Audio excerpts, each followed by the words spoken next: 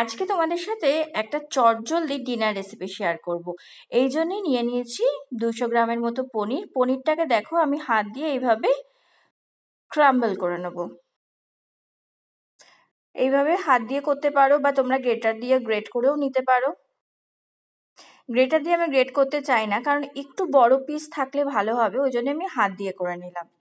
দেখো পুরো পনিরটাকে আমি ক্রাম্বল করে নেওয়ার পর একটা ফ্রাইং প্যানে সাদা তেল গরম করে গোটা জিরে আর রসুন ফোড়ন আর দিয়ে দিলাম কাঁচা লঙ্কা ফোড়ন। সব কিছু দেওয়ার পর একটু পেঁয়াজ কুচি দিয়ে হলুদ আর নুন দিয়ে সব কিছুকে খুব ভালো করে কিছু সময় ধরে একটু লাল লাল করে ফ্রাই করব।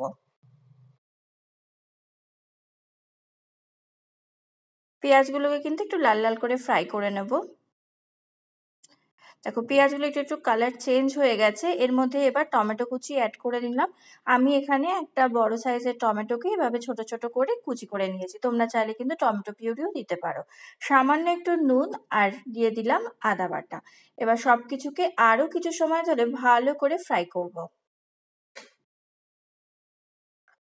দেখো টমেটোটা কিন্তু অনেকটাই নরম হয়ে এসছে। এবার আমি এর মধ্যে অ্যাড করে দিচ্ছি ক্যাপসিকাম কুচি। ক্যাপসিকাম কুচি দিয়েও আরও কিছু সময় একটু ফ্রাই করে নেব। এবার দিয়ে দিচ্ছি হলুদ গুঁড়ো, লঙ্কার গুঁড়ো, জিরে গুঁড়ো আর ধনে গুঁড়ো, আর দিয়ে দিচ্ছি কাশ্মীরি লঙ্কার গুঁড়ো। এবার একটু জল দিয়ে খুব ভালো করে মশলাটাকে কিছু সময় ধরে কষাতে থাকবো।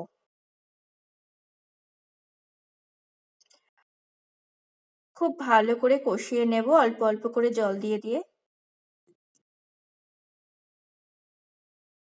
দেখো মশলাটা ভালো করে কষিয়ে নিয়েছি। এবার আরও কিছু সময় ধরে কিন্তু কষাতে হবে। দেখো শুকিয়ে এসে জলটা অনেকটাই টেনে গেছে। এবার আমি এর মধ্যে আরও সামান্য একটু জল অ্যাড করব। জল অ্যাড করে আরও কিছু সময় ধরে কষতে থাকবো। যত ভালো কষানো হবে পনিরের ভুর্জির টেস্ট কিন্তু তত ভালো হবে। এই জন্যে অল্প অল্প করে জল দিয়ে খুব ভালো করে কষিয়ে নিতে হবে।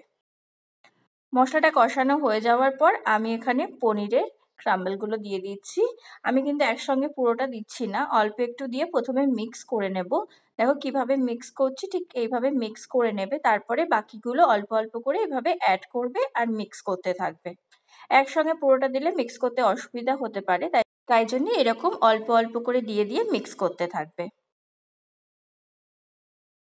এবার বাকি পনিরটাও দিয়ে দেব, দিয়ে সব কিছুকে খুব ভালো করে মিক্স করব। এবারে আমি দিয়ে দিচ্ছি স্বাদ মতো নুন, দিয়ে ভালো করে মিক্স করতে থাকবো।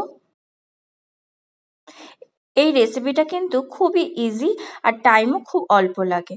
এবার দিয়ে দিচ্ছি একটু কাসুরি মেথি, দিয়ে দিচ্ছি গরম মশলা গুঁড়ো। ভালো করে একবার মিক্স করে নিলেই তৈরি হয়ে গেল কিন্তু আমার আজকে ডিনার রেসিপি পনির ভুর্জি। রেসিপিটা তোমাদের কেমন লাগলো অবশ্যই জানাবে। যদি ভালো লাগে তো প্লিজ লাইক কমেন্ট শেয়ার করো। এবার উপর থেকে দিয়ে দিচ্ছি একটু ফ্রেশ ক্রিম আর ধনেপাতা কুচি। সব কিছুকে খুব ভালো করে মিক্স করে নেব। তারপরে গ্যাসের ফ্লেমটা অফ করে আমি নামিয়ে গরম গরম পাউয়ের সাথে সার্ভ করব।